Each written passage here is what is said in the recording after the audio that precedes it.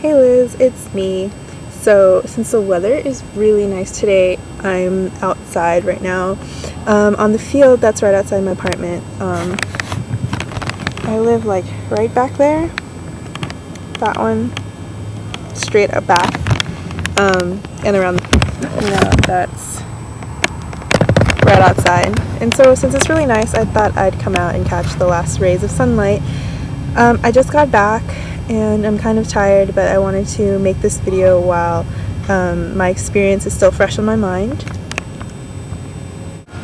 So a big group of us, maybe, well, not that big, like maybe 30 or so of us got on a really nice bus and got driven to the US-Mexican border, and it was pretty interesting to see. Like, I've never seen it before and I haven't been there, so it's they've got this one fence and it's like solid. It's kind of, I don't know if it's made out of metal or concrete or whatever. So there's the first line of fences, and then there's another one on the Mexican side, and it's like, it looks wooden. I'm not really sure what it is, but there's two fences, and then there's this area of like no man's land. And then one observation that was really interesting to me was kind of the juxtaposition, because on the Mexican side you've got the community is basically right up to the fence itself, and on the American side you have there's the fence, and then there's like stretches and stretches of like desert and this huge expanse of land, and there isn't any cities or civilization for quite a while around.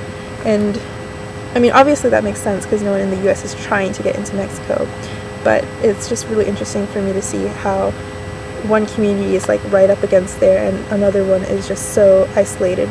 And the thing about that is, like, it's so hidden that you don't really think about this issue all the time. And that's part of the reason why I wanted to go on this trip, is to kind of, open my eyes to this issue that's really important and really big. And for me, I saw it as sort of an exercise in empathy, because I felt like sometimes you're really disconnected with certain issues and like it's hard to apply it to yourself, and that's why I felt if I could see it in person I would be able to empathize better and be able to visualize better. So I'm really glad that I went there just to see what it's like. And then the bus drove us to a different drop-off point, and we got off and we walked by foot to this place called Friendship Park. And we had for like a walk, but I think it was shorter than that, but we walked for quite a bit.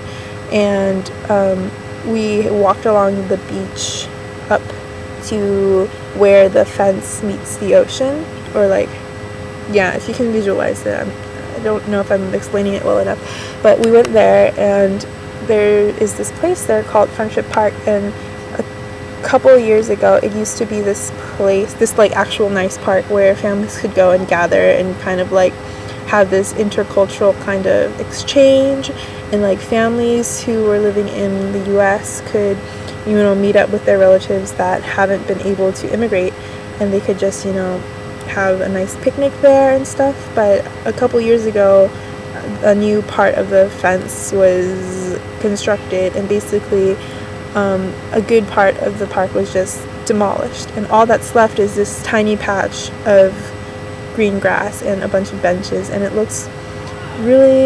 doesn't look friendly at all, and it doesn't really look like a park, so it's saddening, really.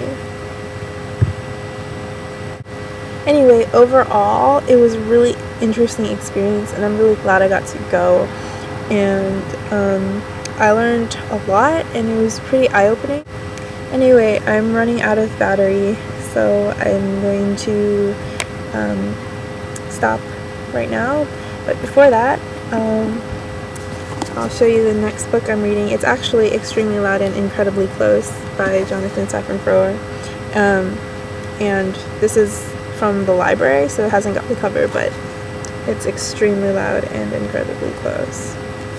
I'm borrowing it from Steph because she just finished it a couple days ago. And I've read the first chapter already, and just like Mark Zuzak, Foer has a really interesting writing style as well, and I think I'm going to enjoy this because he writes really beautiful prose. So that's what I'm reading. Alright, I guess that's it, and I will go now. See you. Some people started walking really close to here, so I had to stop for a second. I thought I was done with the video, but I really want to show you the sunset, so.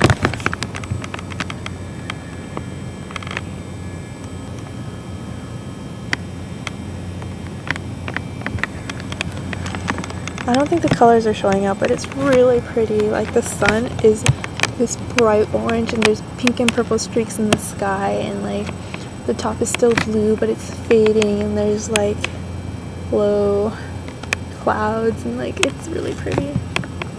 Sometimes I'm really happy to be here just so I can see just such gorgeous sunsets. And that was not scripted, by the way. Yeah.